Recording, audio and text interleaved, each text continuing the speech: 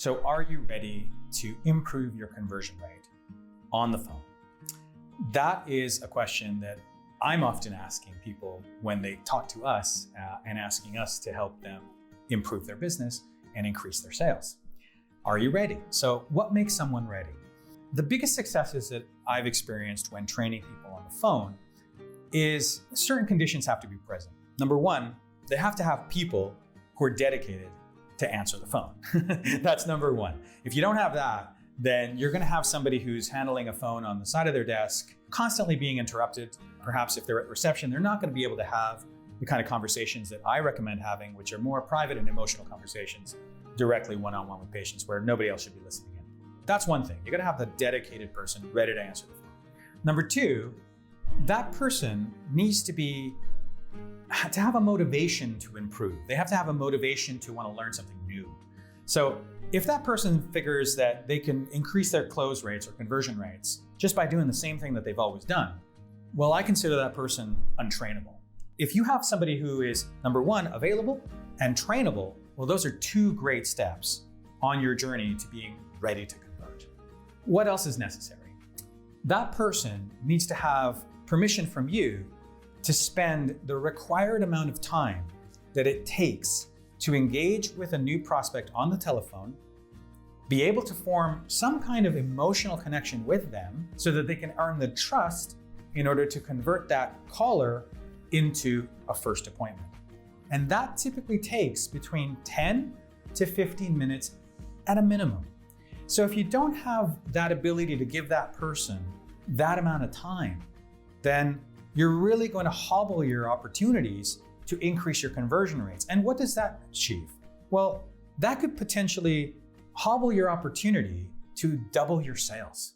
Because if you can turn a conversion rate that is 25% and turn that into 50%, or potentially turn a conversion rate that's 30% into 60%, you've effectively doubled your sales with everything else remaining equal. Please, please, please, don't be penny wise but pound foolish.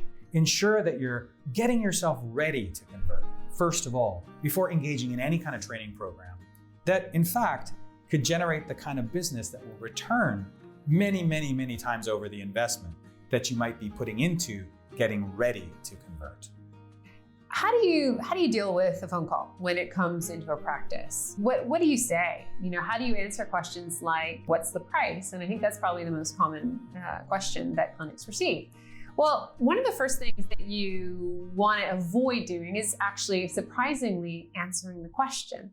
And the reason for that is that you want to take control of the conversation. So part of learning how to answer a conversation or a phone call effectively is taking leadership, showing leadership to the person calling that your clinic is different. And this is really a form of competitive differentiation that we train our clinics around the world to have so that you can actually effectively lower your marketing budget long term, because you're able to distance yourself from the competition by how well you treat people at every single point of interaction. So when people call, don't just answer their question.